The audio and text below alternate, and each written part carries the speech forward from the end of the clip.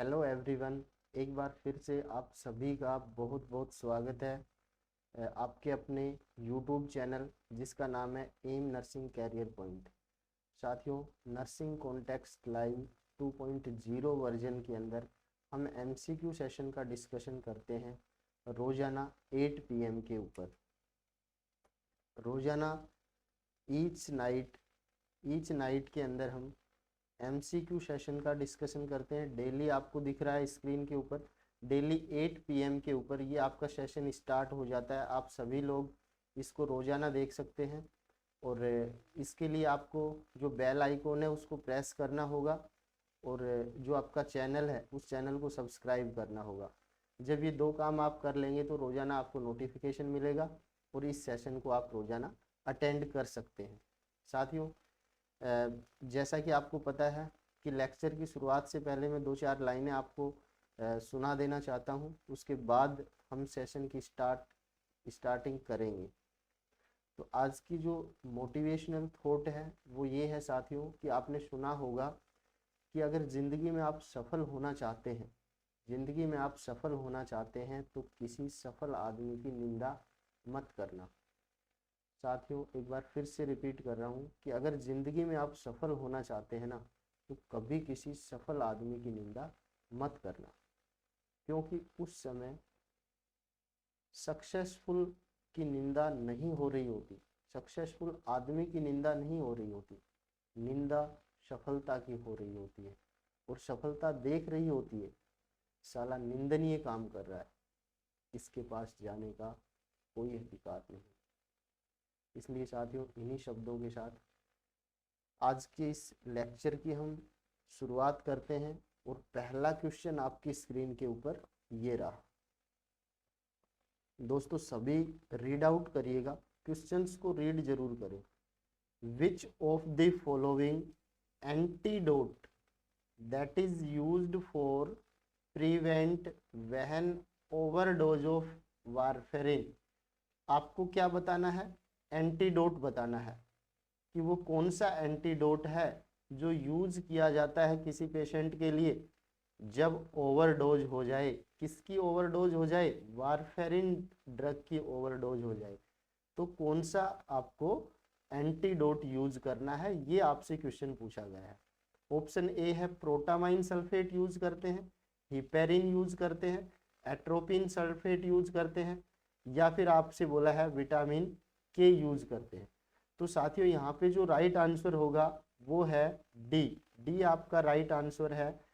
Vitamin के antidote है इसका। राइट आंसर क्या होगा? आंसर आपका है डी। सभी एक बार ध्यान दें, आंसर डी होगा, क्योंकि वारफेरिन का जो एंटीडोट है वो विटामिन के माना जाता है।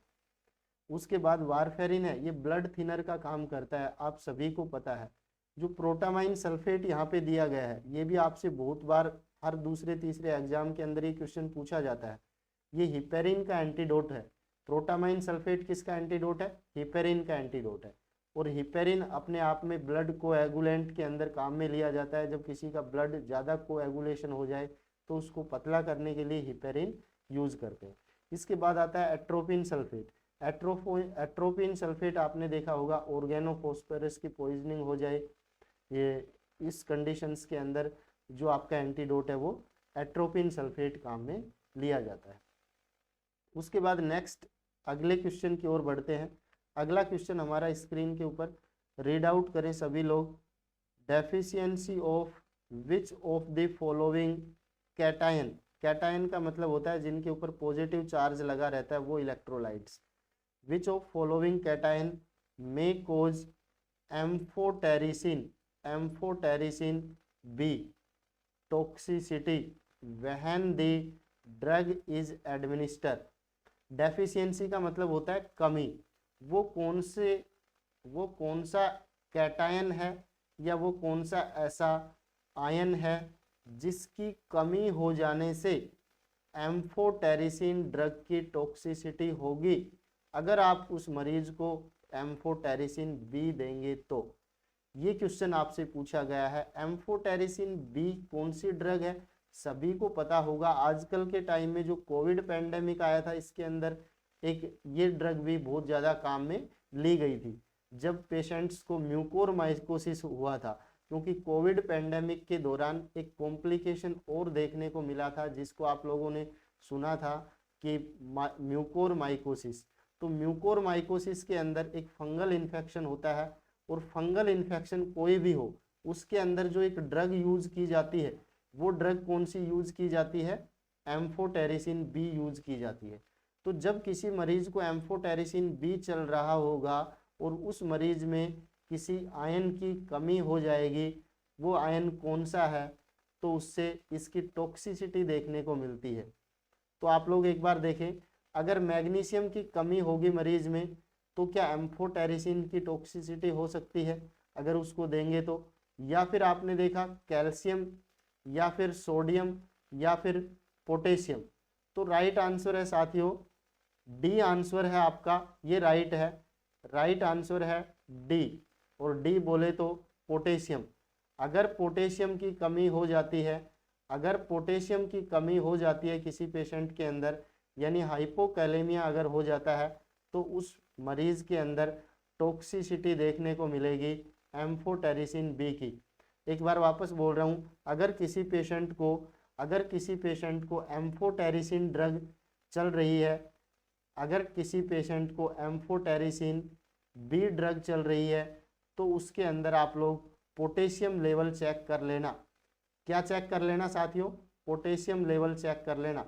बहुत ज़्यादा इम्पोर्टेंट बात है, वेरी वेरी इंपॉर्टेंट क्वेश्चन है कि अगर किसी मरीज के अंदर एम्फोटेरिसिन बी चल रहा है तो उसमें पोटेशियम का लेवल चेक करना चाहिए, क्योंकि अगर पोटेशियम की कमी हो जाएगी तो उस मरीज में एम्फोटेरिसिन की टॉक्सिसिटी देखने को मिलेगी। इसलिए हमें पोटेशियम जिसका कम होगा उसको एम्फोटेरिसिन ड्रग नहीं देंगे, होल्ड कर देंगे, या फिर डॉक्टर को जाके बताएंगे हम, ये आपकी रेस्पॉन्सिबिलिटी रहेगी। एक क्वेश्चन यहाँ से और बता देता हूँ, एक और ड्रग होती है जिसका आपने नाम सुना होगा कार्डियक ग्लाइकोसाइड्स।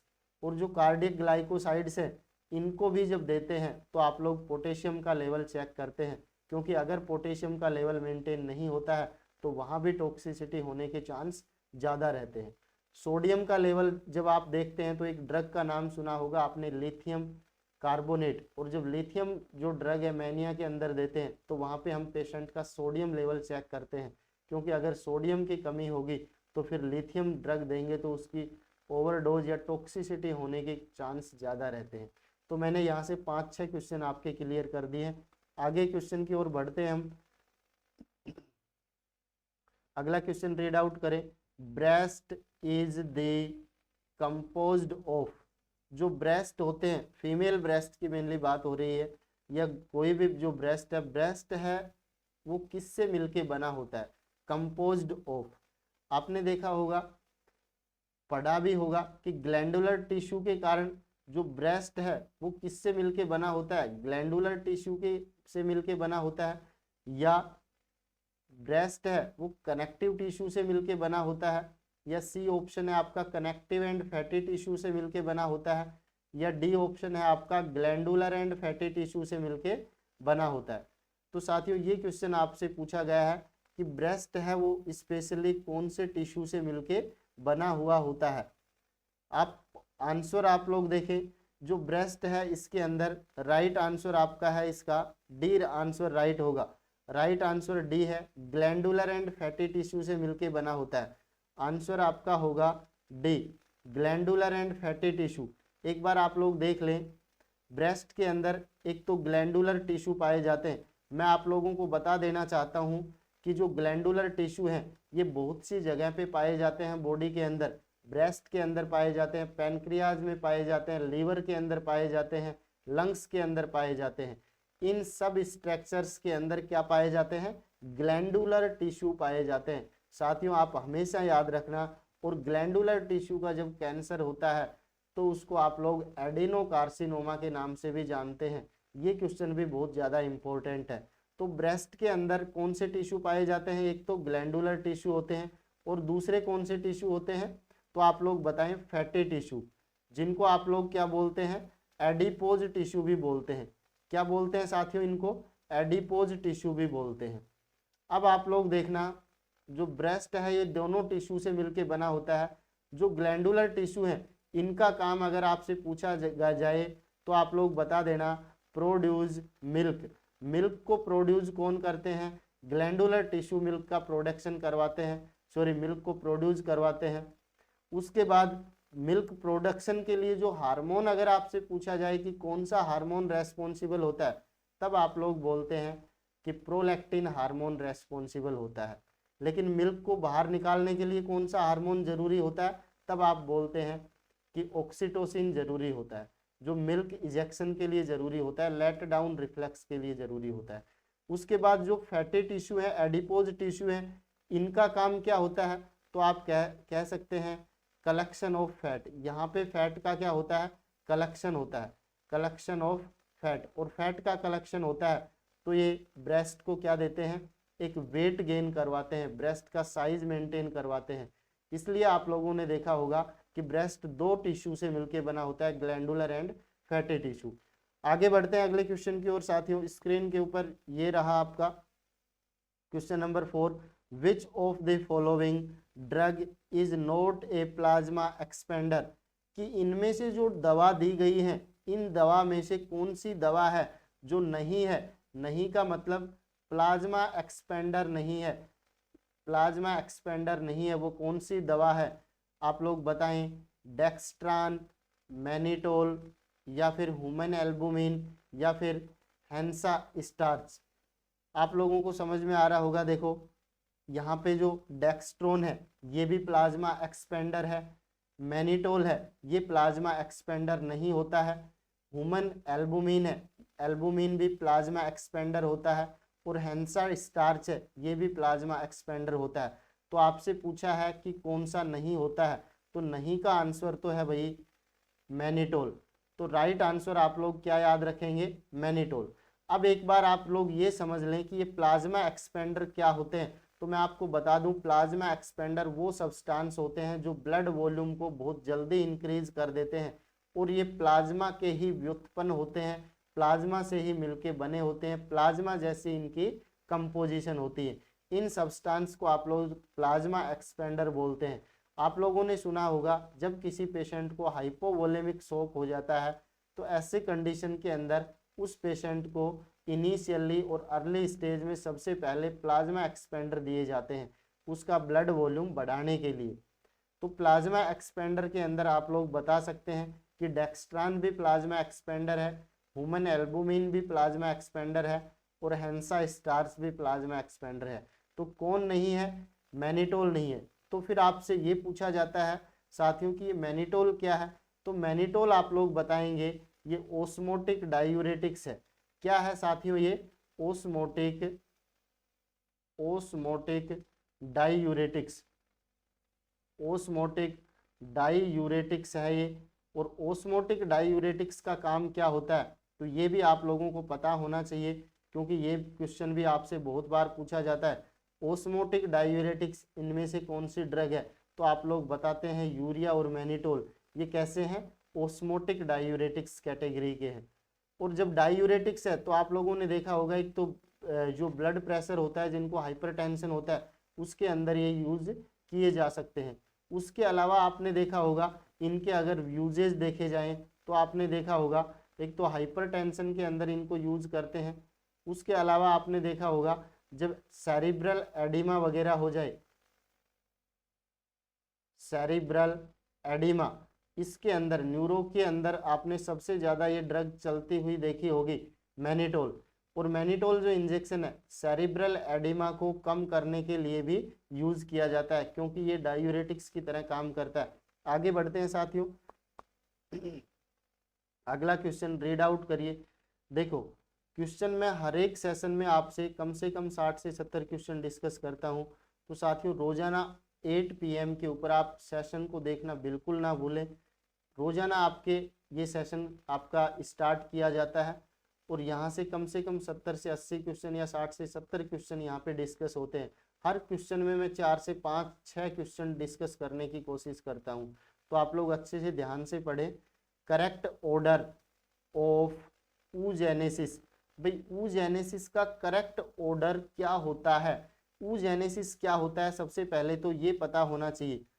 oogenesis का मतलब होता है ओव्यूम जो है आपके ओव्यूम जो है उनके फॉर्मेशन को क्या बोलते हैं, oogenesis।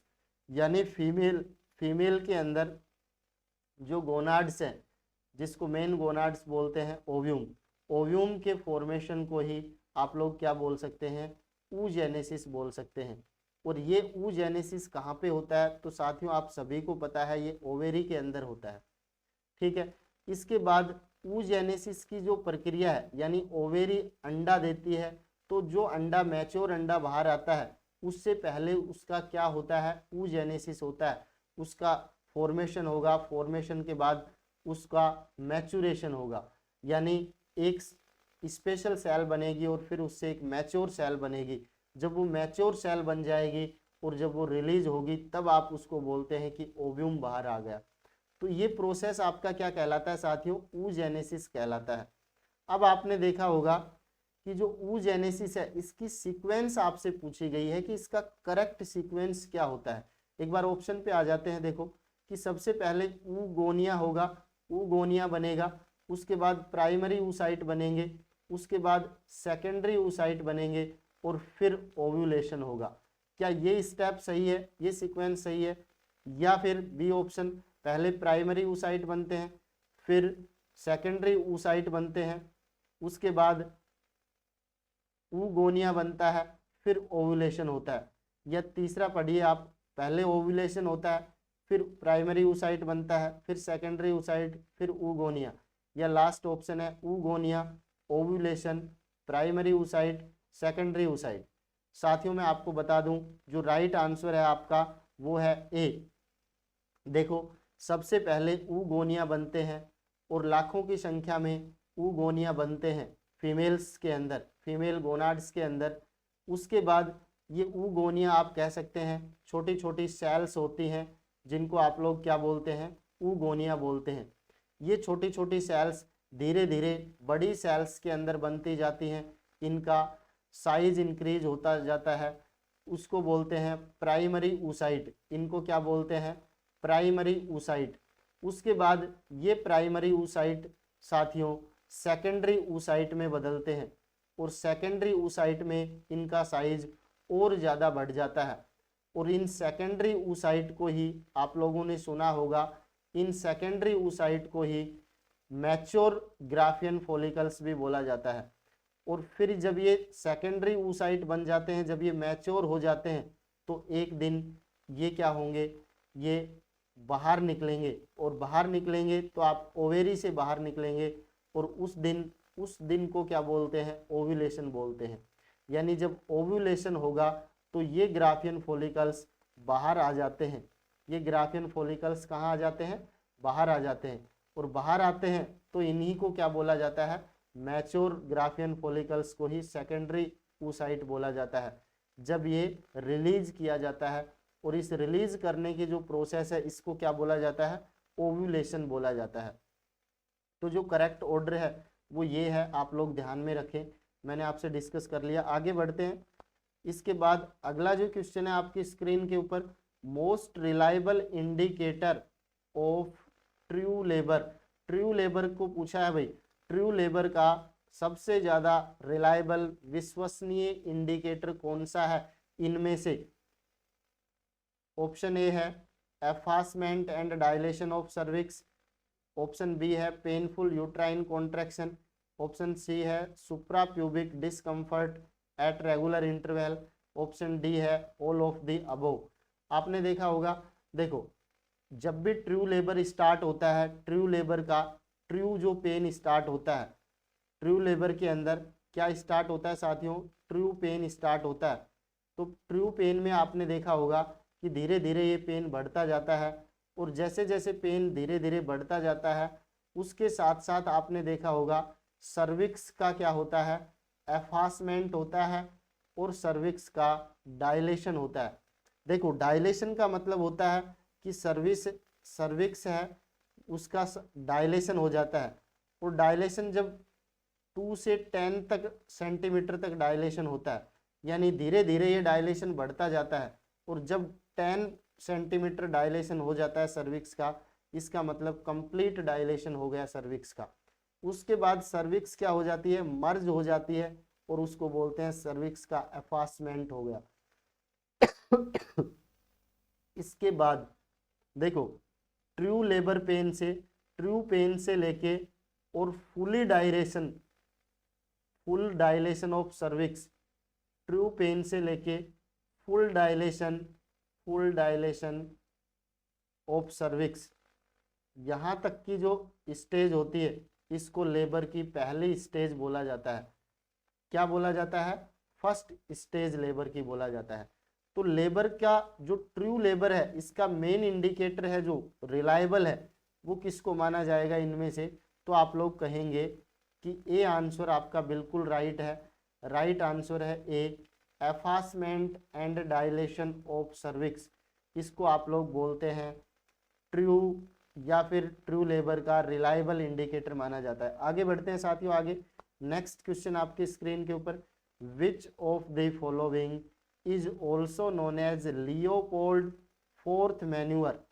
भाई ओबीजी से रिलेटेड क्वेश्चन है, बहुत अच्छा क्वेश्चन है कि लियोपोल्ड फोर्थ मैन्यूअर इनमें से किसको जाना जाता है, कौन से जो आपके ऑप्शन दिए गए हैं। आपने देखा होगा फंडल ग्रिपिंग जो ग्रिपिंग होती है फिटस को जब असेसमेंट करते हैं उस दौरान, तो फंडल ग्रिप चेक करके देखते हैं और फंडल ग्रिप ये होती है कि इसके अंदर कौन सा लियोपोल्ड मैन्यूअर है उसको क्या बोला जाता है, फोर्थ मैन्यूअर बोला जाता है। इनमें से कौन सा है, ये सारे ही फंडल ग्रिपिंग है, ये सारे ही ग्रिपिंग है, फंडल नहीं सॉरी, ये सारे ही ग्रिपिंग है बेबी का जो एंगेजमेंट होता है उन सबको चेक करने के लिए। तो इस दौरान आपका इनमें से कौन सा फोर्थ लियोपोल्ड मैन्यूअर है। पहला ऑप्शन है आपका फंडल ग्रिप को फोर्थ लियोपोल्ड बोलेंगे, लेटरल ग्रिप को या पावलिक ग्रिप को या पेल्विक ग्रिप को। अब आपने देखा होगा सबसे पहले तो जो ये ग्रिपिंग की जाती है, ये ग्रिपिंग क्यों की जाती है, तो आपको पता होगा कि जो फिटस होता है उस फिटस को चेक करने के लिए उसका असेसमेंट चेक किया जाता है कि उसका प्रेजेंटेशन क्या होगा, उसका लाई क्या होगा। इन लाई और प्रेजेंटेशन को चेक करने के लिए जो आपका ये सब चीज़ें, ये मैन्यूअर चेक किए जाते हैं, ये मेथड्स चेक किए जाते हैं। अब इसमें देखा होगा एक फंडल ग्रिप किया जाता है। फंडल का मतलब होता है कि जो फंडस है उसके ऊपर हाथ जो आपके फिंगर रख के पाम रख के उसकी ग्रिपिंग की जाती है, उसको चेक किया जाता है, इसको बोलते हैं फंडल ग्रिप। ये फंडल ग्रिप है, ये फर्स्ट लियोपोल्ड मैन्यूअर है। ये कौन सा मैन्यूअर है भाई, फर्स्ट लियोपोल्ड मैन्यूअर है। उसके बाद जो लेटरल ग्रिप है ये आपका सेकंड लियोपोल्ड मैन्यूअर है। जो पावलिक ग्रिप है ये आपका थर्ड लियोपोल्ड मैन्यूअर है। और जो पेल्विक है, पेल्विक ग्रिप, ये आपका फोर्थ लियोपोल्ड मैन्यूअर है।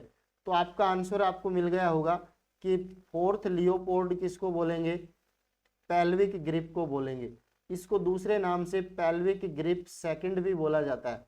क्या बोला जाता है इसको, पेल्विक ग्रिप सेकंड। अब आगे बढ़ते हैं नेक्स्ट, एक बार ये देख लीजिए एक्सप्लेनेशन मैंने यहाँ पे आपका नोट डाउन किया है कि 4 ग्रिप होते हैं लियोपोल्ड मैन्यूअर के अंदर।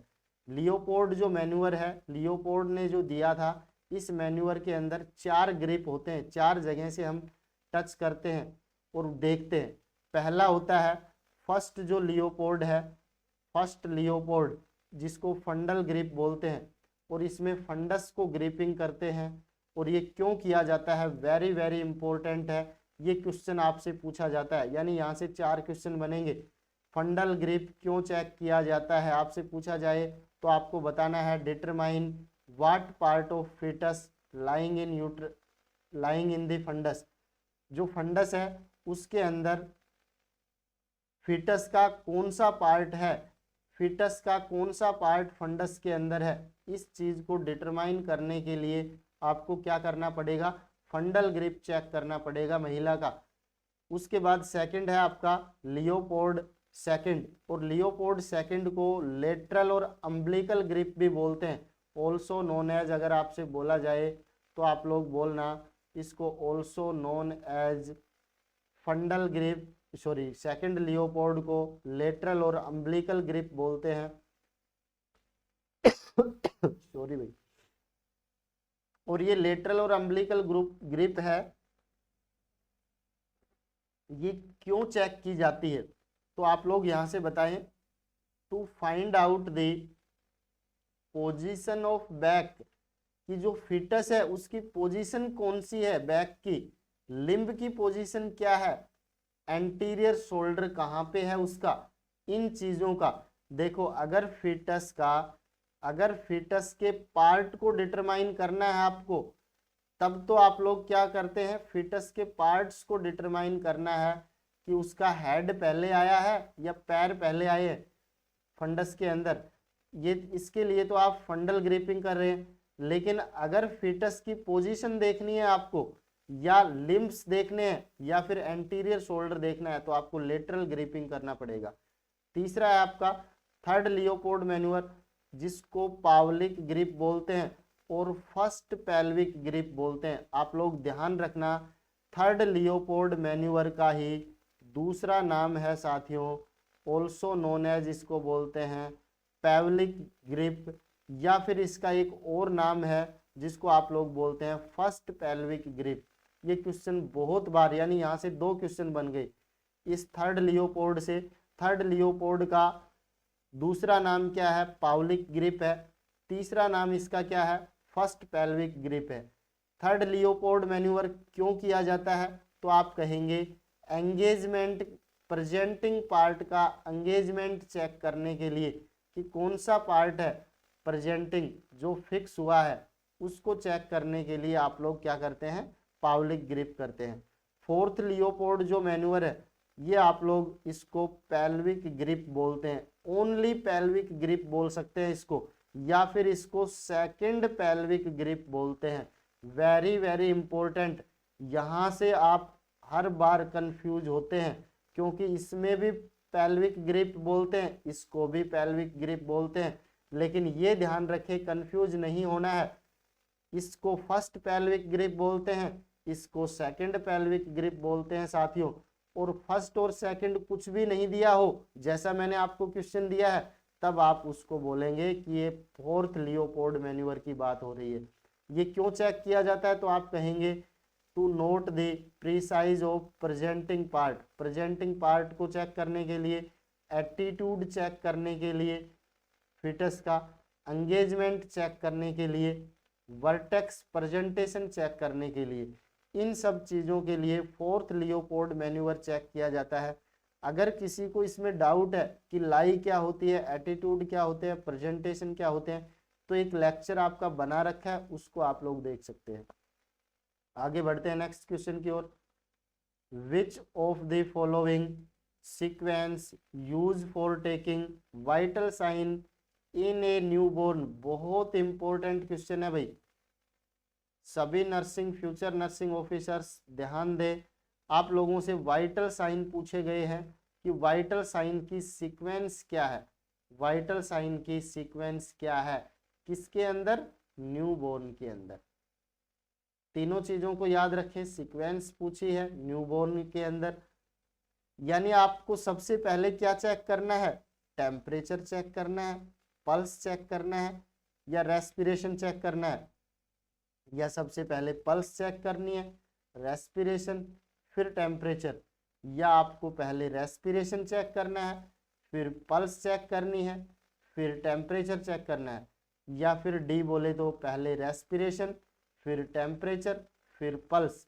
ये बेवफा टाइप का क्वेश्चन है साथियों, बहुत बार गलत होता है, आप लोग लॉजिक से याद रखें इसको।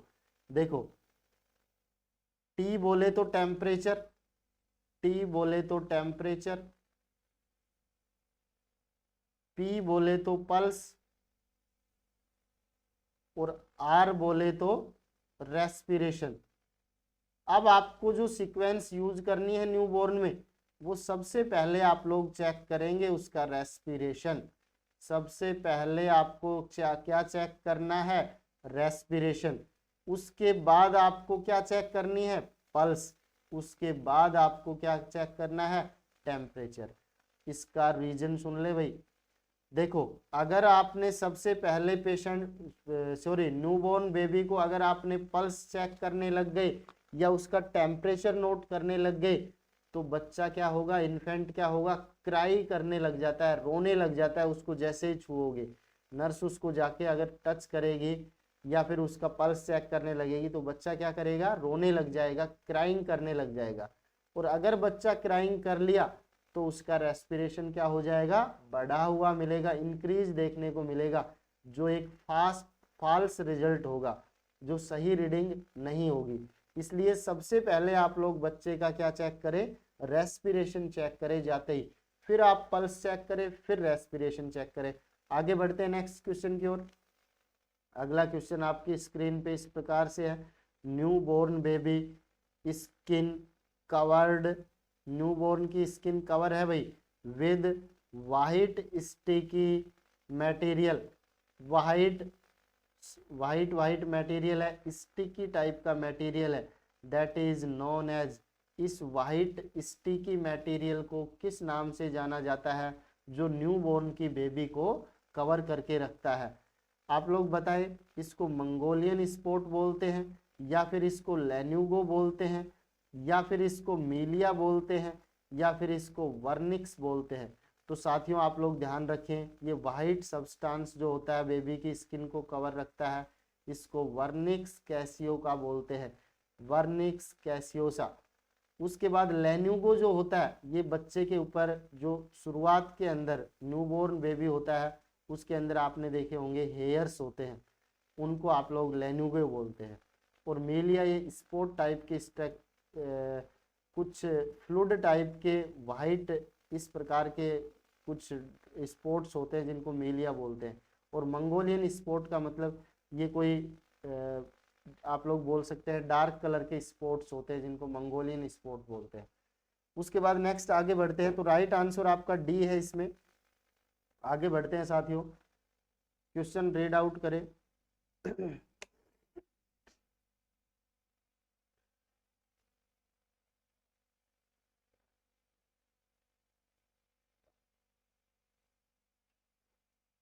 क्वेश्चन है आपका, हाँ जी, which of the following vaccine, इनमें से कौन सी वैक्सीन है, शुड नॉट बी फ्रोजन, जिसको फ्रीजर में नहीं रखा जाता है, फ्रीजर में फ्रोजन नहीं किया जा सकता, वो कौन सी वैक्सीन है। तो आप बताएं, ओपीवी वैक्सीन है क्या, मीजल्स है क्या, डीपीटी है क्या, एमएमआर है क्या। तो राइट आंसर आपका है डीपीटी जो वैक्सीन है, इसको कभी भी फ्रीजर के अंदर नहीं रखा जाता है, फ्रीज में रखा जाता है भाई, फ्रीजर में नहीं, फ्रोजन जो बर्फ जमती है उसमें नहीं रखेंगे इसको डीपीटी को, लेकिन फ्रीज में रखेंगे। आगे नेक्स्ट बढ़ते हैं। अगला क्वेश्चन है आपका, फॉल्स सेंसरी परसेप्शन, किसी पेशेंट को क्या है, फॉल्स सेंसरी परसेप्शन है, सेंसरी परसेप्शन गलत है उसका, विदाउट रियल एक्सटर्नल स्टिमुलस। कब है ये फॉल्स परसेप्शन, जब कोई एक्सटर्नल स्टिमुलस प्रेजेंट नहीं है फिर भी उसको फॉल्स सेंसरी परसेप्शन होता है। इसको किस नाम से जाना जाता है, एक एग्जाम्पल सुन लीजिए, चलो ऑप्शन पढ़ लेते हैं। इसको हेलुसिनेशन बोला जाता है, या इसको डेल्यूजन बोला जाता है, या इसको इल्यूजन बोला जाता है, या इसको सिंपैथी बोला जाता है। देखो आप लोगों ने पढ़ा होगा साइकेट्रिक के अंदर कुछ प्रकार के सेंसरी परसेप्शन डिसऑर्डर होते हैं, जिसके अंदर आपने सुना होगा इल्यूजन और डेल्यूजन, मेन ये दोनों होते हैं, ये सेंसरी परसेप्शन डिसऑर्डर है। तो जब भी हम ऐसे क्वेश्चन को करेंगे, डेल्यूजन तो होगा नहीं क्योंकि ये थॉट परसेप्शन डिसऑर्डर है, ठीक है भाई, तो ये ऑप्शन से तो वैसे ही हट जाएगा, सिंपैथी का यहाँ से कोई लेना देना नहीं है। अब बचा इल्यूजन और हेलुसिनेशन, इन दोनों में आप कंफ्यूज होते हैं, तो एक बार ऑप्शन जो दोनों हैं इनको एग्जाम्पल के साथ आप लोग समझ लें। देखो हेलुसिनेशन क्या होता है मैं आपको बता दूं, जैसे कोई स्टिमुलस प्रेजेंट है ही नहीं, कोई एक्सटर्नल स्टिमुलस प्रेजेंट नहीं है, फिर भी मरीज को, फिर भी पेशेंट को क्या होता है, सेंसरी परसेप्शन होता है। ऐसे डिसऑर्डर को आप लोग क्या बोलते हैं, हेलुसिनेशन बोलते हैं। फॉर एग्जाम्पल एक पर्सन ये बोल रहा है कि उसको कोई आवाजें सुनाई दे रही हैं, लेकिन एक्चुअल में कोई आवाज नहीं आ रही है। क्या है ये? फॉल्स परसेप्शन है, फॉल्स सेंसरी परसेप्शन है। क्या बोलेंगे उसको? क्या हो रहा है? हेलुसिनेशन हो रहा है। कौन सा हेलुसिनेशन है? ऑडिटरी हेलुसिनेशन है। दूसरा एग्जाम्पल सुनना साथियों इसी का। एक मरीज है जो आपसे कंप्लेंट कर रहा है कि देखो मेरे सामने कोई खड़ा है, मुझे बुला रहा है। तो ये भी क्या है? जब आप देखेंगे सामने तो कोई नहीं है। आप लोग यानी एक्सटर्नल स्टिमुलस है ही नहीं, फिर भी उसको क्या होता है? परसेप्शन होता है लगातार। तो ये भी क्या है? हेलुसिनेशन है। कौन सा हेलुसिनेशन है? तो आप लोग कहेंगे विजुअल हेलुसिनेशन है। तो आप लोगों को समझ में आ गया होगा कि हेलुसिनेशन क्या होता है। बिना किसी एक्सटर्नल स्टिमुलस के सेंसरी परसेप्शन हो जाना, उसी को आप लोग क्या बोलते हैं? हेलुसिनेशन बोलते हैं। उसके बाद सुनना, इल्यूजन क्या होता है। इल्यूजन भी परसेप्शन, सेंसरी परसेप्शन डिसऑर्डर है। और इल्यूजन अगर बोले तो इल्यूजन आप लोग बता देना, यहाँ पे एक्सटर्नल स्टिमुलस प्रेजेंट होता है, लेकिन उसका जो परसेप्शन है वो गलत होता है। इसको आप लोग बोलते हैं इल्यूजन। एक बार आप सुन लीजिए इसका एग्जाम्पल। मान लीजिए आपके सामने क्या पड़ी है? रस्सी पड़ी है, और वो रस्सी पेशेंट को क्या लगने लग जाती है? स्नेक लगने लग जाती है, सांप लगने लग जाती है कि देखो ये सांप पड़ा है। तो क्या है वो? सेंसरी परसेप्शन तो हो रहा है लेकिन गलत हो रहा है, यानी रस्सी को वो क्या समझ रहा है? सांप समझ रहा है। इसका मतलब ये है स्टिमुलस तो प्रेजेंट है, लेकिन उस स्टिमुलस का इंटरप्रिटेशन सही नहीं कर पा रहा। इसको आप लोग बोलेंगे दैट इज इल्यूजन। दूसरा एग्जांपल देखना। मान लीजिए साथियों ये पेन है, और इस पेन को अगर मैं कुछ और ही इंस्ट्रूमेंट बोल दूं, ये पेन है, ये टेबल है, इस टेबल को मैं चेयर बोल रहा हूं, पेन को मैं गिलास बोल रहा हूं, गिलास को मैं जग बोल रहा हूं। तो ये सब चीजें क्या है? एक्सटर्नल स्टिमुलस तो है, लेकिन उनका इंटरप्रिटेशन सही नहीं कर पा रहा, उनको पहचान सही नहीं कर पा रहा, उनको परसेप्शन सही नहीं कर पा रहा। तो इसको क्या बोलेंगे? हम इल्यूजन बोलेंगे। तो आपको समझ में आया होगा। अब यहाँ पे एक्सटर्नल स्टिमुलस एब्सेंट है और फॉल्स परसेप्शन हो रहा है, तो उसको क्या बोलेंगे? तो राइट आंसर आपका होगा हेलुसिनेशन। राइट आंसर सभी लोग ध्यान रखें, इसका राइट आंसर है हेलुसिनेशन। आगे बढ़ते हैं अगले क्वेश्चन की ओर। अगला क्वेश्चन स्क्रीन के ऊपर ये रहा। Disulfiram therapy is indicated in. Disulfiram जो थेरेपी है वो किस में यूज की जाती है, ये आपसे पूछा गया है। ए ऑप्शन है एक्यूट इंटॉक्सिकेशन, किसी भी सब्सटेंस का सडनली इंटॉक्सिकेशन हो जाए, यानी उसका ज़्यादा उसको ले लिया जाए, तो उसके अंदर आप लोग डाइसल्फ्यूराम थेरेपी यूज करते हैं। या फिर आप कह सकते हैं कैनाबिस डिपेंडेंस। कैनाबिस का मतलब होता है धतूरा वगैरह, भांग वगैरह, इस टाइप के जो सब्सटेंस कोई लेते हैं, इनके जो डिपेंडेंस है उनमें डाइसल्फ्यूराम दिया जाता है। या फिर किसी पेशेंट को एंजाइटी डिसऑर्डर है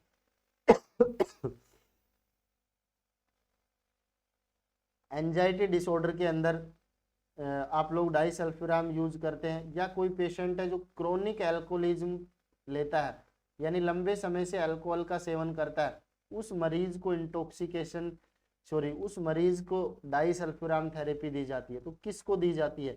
राइट आंसर आपका है एल्कोहलिज्म। एल्कोहलिज्म जो क्रोनिक एल्कोहलिज्म होता है उसके अंदर जो आप थेरेपी यूज करते हैं उसको आप लोग बोलते हैं डाइसल्फ्यूराम थेरेपी यूज करते हैं। यानी इन सभी डिसऑर्डर को छोड़ के ओनली जो आपका क्या है क्रोनिक एल्कोहलिज्म है, इसके अंदर जो थेरेपी स्टार्ट की जाती है वो कौन सी स्टार्ट की जाती है साथियों? डाइसल्फ्यूराम थेरेपी स्टार्ट करते हैं। उसके बाद नेक्स्ट आगे बढ़ते हैं। द मोस्ट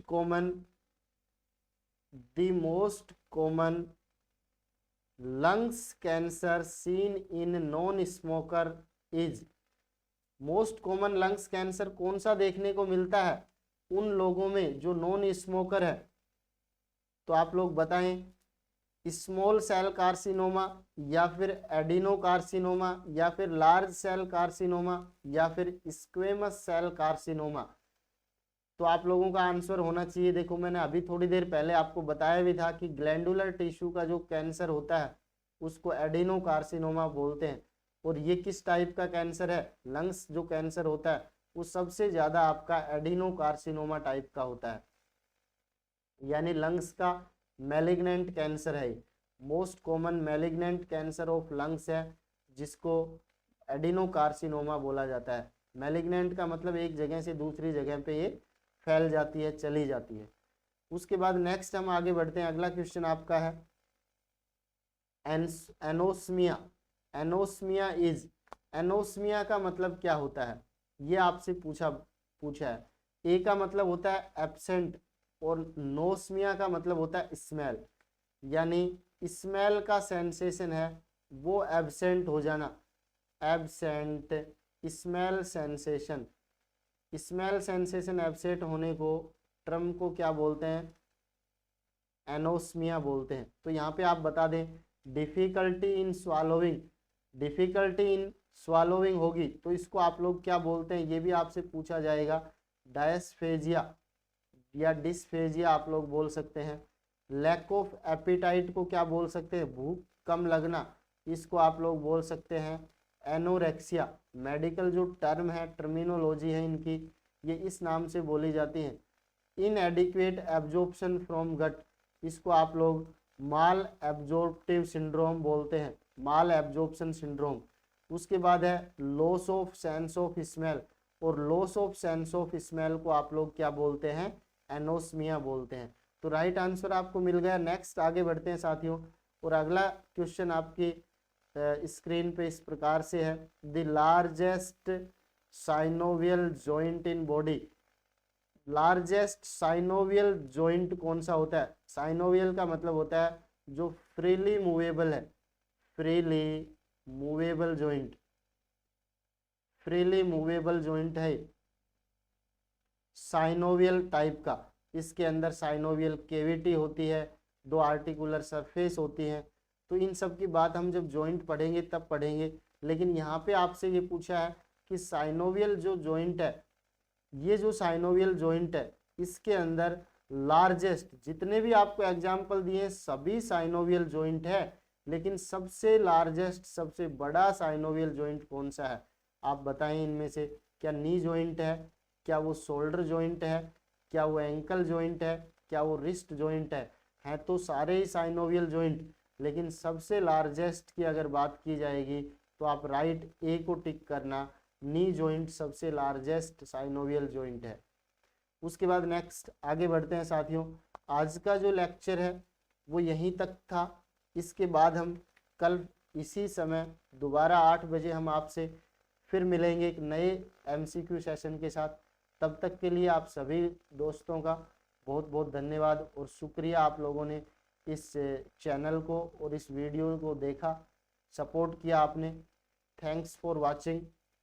उसके साथ ही साथियों एक चीज़ और आप लोग ध्यान रखें कि आप शेयर और सब्सक्राइब जरूर करते रहें, क्योंकि इन्हीं से आपको आपके इन्हीं स्टेप्स से हमें मोटिवेशन मिलता है, और यही मोटिवेशन हमें और सेशन के लिए और ज़्यादा एनर्जेटिक बनाता है। तो साथियों आप लोग भी अपना काम करते रहे और रोज़ाना आप लोग ये सेशंस अटेंड करते रहे। रोज़ाना 8 PM अपने जितने भी क्लासमेट्स हैं, जितने भी कलीग्स हैं, सभी को इसके बारे में बताएं कि 8 बजे आपसे कम से कम रोज़ाना 60-70 क्वेश्चन आपसे डिस्कस किए जाते हैं, रोज़ाना 8 PM।